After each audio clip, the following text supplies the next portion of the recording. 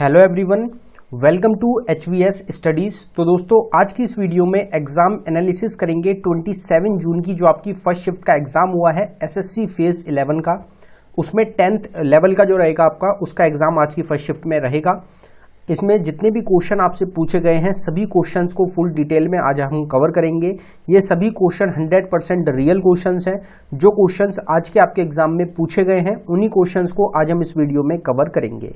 अगर आपको एनालिसिस की तीनों वीडियोस की PDF चाहिए तो हमारा टेलीग्राम ग्रुप रहेगा, इसको आप ज्वाइन कर सकते हैं। यहाँ पे आपको एनालिसिस की PDFs मिलेंगी। बाकी जो भी आपके आने वाले एग्जाम्स रहेंगे उनका अपडेट्स हो गया, उनकी एक्सपेक्टेड क्वेश्चन की सीरीज हो गई, सब तरीके से आपको सब चीज़ें प्रोवाइड कराई जाएंगी एक सिंगल टेलीग्राम ग्रुप में। तो आप इस टेलीग्राम ग्रुप को जरूर ज्वाइन करके रखें। जो लोग टेलीग्राम पे अवेलेबल नहीं है उनके लिए व्हाट्सएप ग्रुप का लिंक प्रोवाइड कराया गया है, तो आप उसको ज्वाइन कर सकते हैं। तो चलिए वीडियो को स्टार्ट करते हैं आज के पहले क्वेश्चन से। तो आपसे क्वेश्चन पूछा गया, what is the male literacy rate of India as per census 2011। जनगणना 2011 के अनुसार भारत की पुरुष साक्षरता दर कितनी है? तो वो है आपकी 82.14% और 82.14% इस क्वेश्चन का आज आपका करेक्ट आंसर हो जाएगा। सेंसस की ऑलरेडी सेपरेट वीडियो हमने आपको चैनल पे प्रोवाइड करा रखी है और हमने आपको बताया था कि जो आपका ये फेज 11 का एग्जाम हो रहा है, जो हमारी MTS की सीरीज हमने स्टार्ट करी थी, जिस प्लेलिस्ट का लिंक डिस्क्रिप्शन में है, वहां से आपको 70 to 80% क्वेश्चन डायरेक्ट देखने को मिल जाएंगे। तो आप हमारी SSC MTS वाली जो प्लेलिस्ट है उसको फॉलो कर सकते हैं। 120 के अराउंड आपको उसमें वीडियोज मिलेंगी। और जो सेंसस की सेपरेट वीडियो है आप उसको देख सकते हैं, क्योंकि सेंसस मोस्ट इंपॉर्टेंट टॉपिक है। SSC के ज़्यादातर हर एग्जाम में क्वेश्चन देखने को मिलता है। जिस भी टॉपिक की आपको सेपरेट वीडियो देखनी हो, ऑल स्टैटिक जीके टॉपिक के नाम से एक प्लेलिस्ट का लिंक डिस्क्रिप्शन में है, उसमें आपको सारे टॉपिक की वीडियोज़ मिल जाएंगी। अब यहाँ पे सेंसस की बात करी गई है, सेंसस का थोड़ा सा रिवीजन करते हैं। तो सेंसस का मोटो क्या था 2011 का? Our census our future. Highest populous union territory है दिल्ली, लोएस्ट रहेगी Lakshadweep. Highest populous state Uttar Pradesh, lowest रहेगी Sikkim. Highest urban population Maharashtra की रहेगी। टोटल अर्बन पॉपुलेशन इंडिया की 31.2% रहेगी और 68.8% हो जाएगी रूरल पॉपुलेशन, और रूरल पॉपुलेशन हाईएस्ट रहेगी उत्तर प्रदेश स्टेट में। एवरेज सेक्स रेशियो है 943। हाईएस्ट सेक्स रेशियो वाली स्टेट केरला है और लोएस्ट वाली है हरियाणा। हाईएस्ट सेक्स रेशियो वाली यूनियन टेरिटरी पुडुचेरी रहेगी और लोएस्ट की है दमन द्वीप। टोटल पर्सन लिटरेसी रेट 74% है। Mail literacy rate 82.14%, female literacy rate 65.46% रहेगा। हाईएस्ट लिटरेसी रेट वाली स्टेट है केरला और लोएस्ट लिटरेसी रेट वाली स्टेट हो जाएगी बिहार। तो ये हमारे सेंसस से रिलेटेड कुछ क्वेश्चंस हो जाएंगे। बाकी जो हमारी सेंसस की सेपरेट वीडियो है वो आप जरूर कवर कर लें। सारे क्वेश्चंस कवर हैं। आज की फर्स्ट शिफ्ट के एग्जाम में 2 क्वेश्चन आपसे सेंसस से रिलेटेड पूछे गए हैं, एक हमने कवर कर लिया, दूसरा हम अभी आगे देखेंगे। फिर एक क्वेश्चन आपसे पूछा गया, which vitamin is a water soluble vitamin. कौन सा विटामिन है जो कि जल में घुलनशील विटामिन होता है? तो विटामिन B और विटामिन C, ये 2 विटामिन होते हैं जो वाटर सॉल्युबल होते हैं, लेकिन आपको ऑप्शन में विटामिन C मिला था और यही आपका इस क्वेश्चन का करेक्ट आंसर हो जाएगा। सारे क्वेश्चन एक्स्ट्रा इन्फॉर्मेशन से कवर कराए गए क्वेश्चन है हमारे। आप देख सकते हैं कि वाटर सॉल्युबल विटामिन हैं विटामिन B और vitamin C। Fat soluble vitamin कौन से होते हैं? तो विटामिन कीड़ा, vitamin K, vitamin E, vitamin D और विटामिन A। विटामिन A को रेटिनॉल के नाम से भी जाना जाता है, जिसकी कमी से नाइट ब्लाइंडनेस होती है। विटामिन B1 को थाइमीन भी बोलते हैं, जिसकी कमी से बेरी डिसीज होती है। विटामिन B2 को राइबोफ्लेविन, जिसकी कमी से ग्रोथ और बेड स्किन होती है। विटामिन B12 को साइनोकोबालिन भी बोला जाता है, जिसकी कमी से एनीमिया होता है। विटामिन C को एस्कॉर्बिक एसिड भी बोलते हैं, जिसकी कमी से स्कर्वी होती है।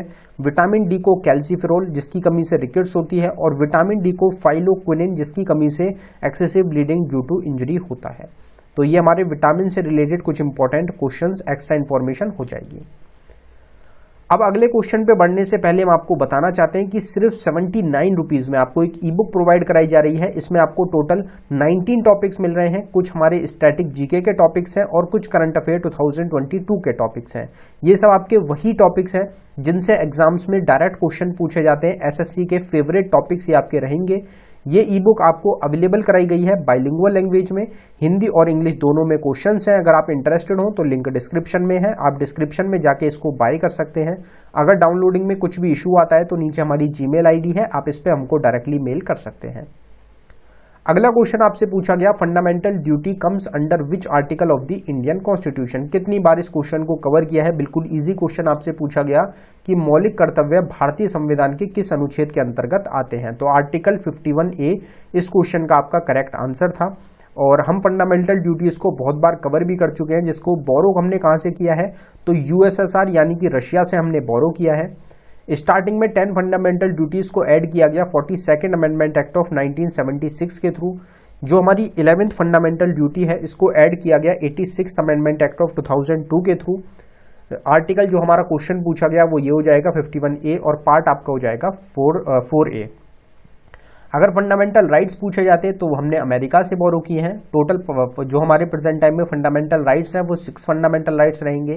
7th फंडामेंटल राइट को डिलीट कर दिया गया था 44th अमेंडमेंट एक्ट ऑफ 1978 के through.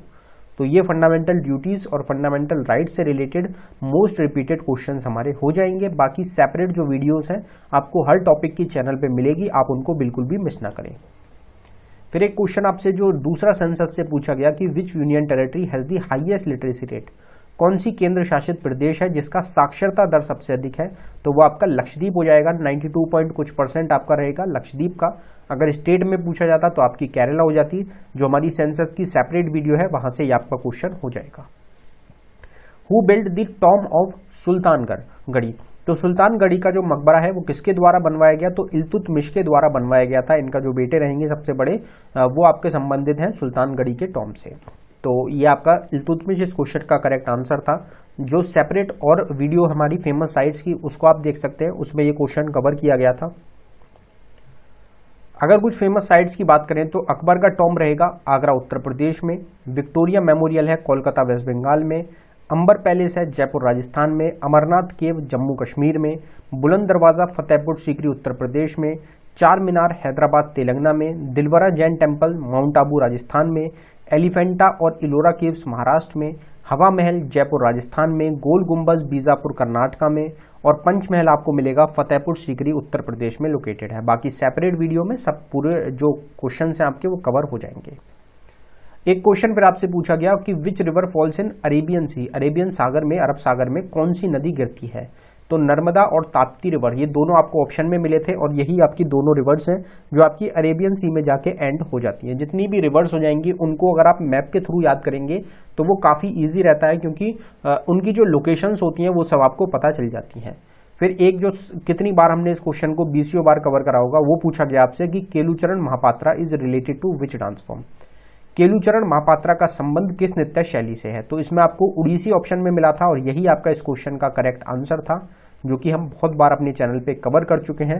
100 dancers related to dance form question की एक सेपरेट वीडियो चैनल पे आपको मिल जाएगी, उसको आप बिल्कुल भी मिस ना करें।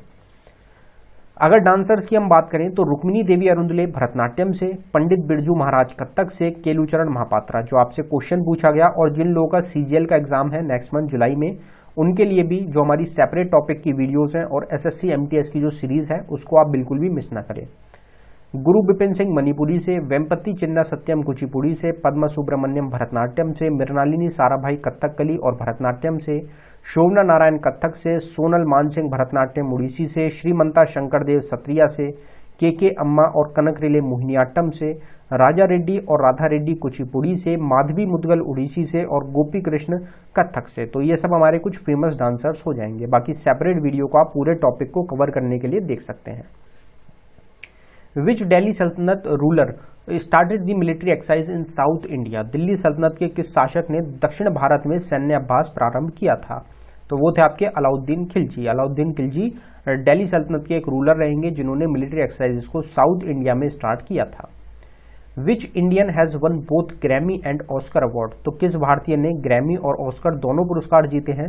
तो इसमें आपका ऑप्शन था AR रहमान। ये आपका इस क्वेश्चन का करेक्ट आंसर था। इनको ग्रैमी अवार्ड और इनको ऑस्कर अवार्ड दोनों से सम्मानित किया जा चुका है। अब यहाँ पे दिल्ली सल्तनत की बात हुई है तो दिल्ली सल्तनत का कोई एक और क्वेश्चन आपका पूछा गया था, वो क्वेश्चन हमको कंफर्म नहीं हो पाया है। 2 क्वेश्चन पूछे गए थे।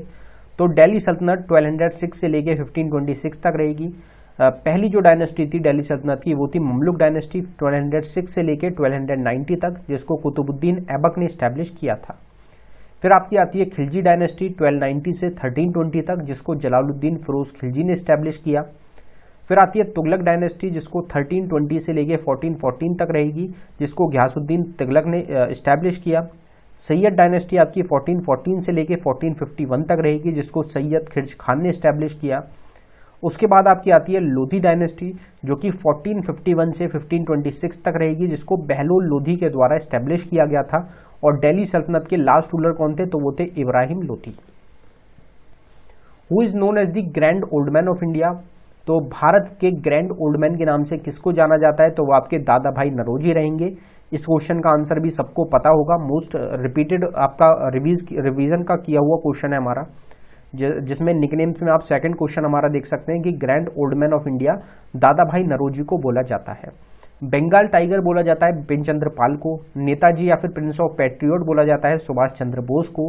बादशाह खान बोला जाता है खान अब्दुल गफार खान को। देशबंधु चित्तरंजन दास को। केरला गांधी के कैलप्पन को। Nightingale of India Sarojini Naidu को। Iron man of India Vallabh Bhai Patel को। देश रत्न राजेंद्र प्रसाद को। गांधी ऑफ बिहार राजेंद्र प्रसाद को। Prince of beggars Madan Mohan Malviya को। Father of Indian renaissance Raja Rammohan Roy को। तो ये सब हमारे कुछ इंपॉर्टेंट निकनेम्स हो जाएंगे जो आपको आगे के लिए भी याद रखने हैं। फिर एक क्वेश्चन आपसे पूछा गया कि which dance festival is celebrated in Karnataka in October November month. तो कर्नाटका में अक्टूबर नवंबर महीने में कौन सा नृत्य महोत्सव है जो कि मनाया जाता है, तो उसमें हम्पी डांस फेस्टिवल आपका इस क्वेश्चन का करेक्ट आंसर हो जाएगा। एक क्वेश्चन फिर आपसे पूछा गया कि Rani Gaidinliu is related to which movement. तो रानी गैदिन्ल्यू का संबंध किस आंदोलन से है, तो ये आपकी हरेका जो रिलीजन मूवमेंट था उससे ये रिलेटेड आपकी हो जाएंगी। ये आपकी नागालैंड जो स्टेट रहेगी वहां से संबंधित रहेंगी। और इनको रानी लक्ष्मीबाई भी बोला जाता है नागालैंड का। फिर एक क्वेश्चन आपसे इंस्ट्रूमेंट से पूछा गया, म्यूजिकल इंस्ट्रूमेंट जो आपकी इंस्ट्रूमेंट होती है मेजरिंग इंस्ट्रूमेंट, उनसे रिलेटेड क्वेश्चन पूछा गया कि which instrument is used to measure a portion of the solar spectrum. इसकी थोड़ी सी लैंग्वेज कुछ क्वेश्चन की अलग थी, तो उसके हिसाब से आप क्वेश्चन का आंसर कर सकते हैं कि सौर स्पेक्ट्रम जो होता है उसके भाग को मापने के लिए किस उपकरण का उपयोग किया जाता है, तो आपका पायरोमीटर इस क्वेश्चन का, पायरेनोमीटर जो था इस क्वेश्चन का करेक्ट आंसर आपका हो जाएगा, जिसको हम यूज करते हैं सोलर स्पेक्ट्रम के पोर्शन को नापने के लिए, मेजर करने के लिए। तो ये टोटल क्वेश्चंस हैं आज की शिफ्ट से रिलेटेड, हमको इतने ही क्वेश्चंस मिल पाए हैं। बाकी के क्वेश्चंस अगर आपको ध्यान हो, जिनका भी एग्जाम था, तो आप कमेंट बॉक्स में टाइप कर सकते हैं। अगर आपको वीडियो अच्छी लगी हो, वीडियो को लाइक करें, शेयर करें, चैनल को जरूर सब्सक्राइब कर लें। आपको CGL एग्जाम की 1 जुलाई से हम पूरी एक सीरीज स्टार्ट करने वाले हैं, जिससे कि आपका एग्जाम जो है वो पूरी तरीके से कवर हो सके। बाकी जो आपका फेज 11 का चल रहा है, इनकी सारी शिफ्ट्स की आपको एक्सपेक्टेड को जो एनालिसिस की वीडियोस हैं और एक्सपेक्टेड क्वेश्चंस हैं वो आपको सब प्रोवाइड कराई जाएंगे चैनल पे, तो आप चैनल को देख सकते हैं। साथ ही साथ में जो हमारी टेलीग्राम ग्रुप रहेगा आप उसको देख सकते हैं, वहाँ पे आपको अपडेट्स मिलेंगे, तो आप उसको ज़रूर ज्वाइन कर लें। धन्यवाद।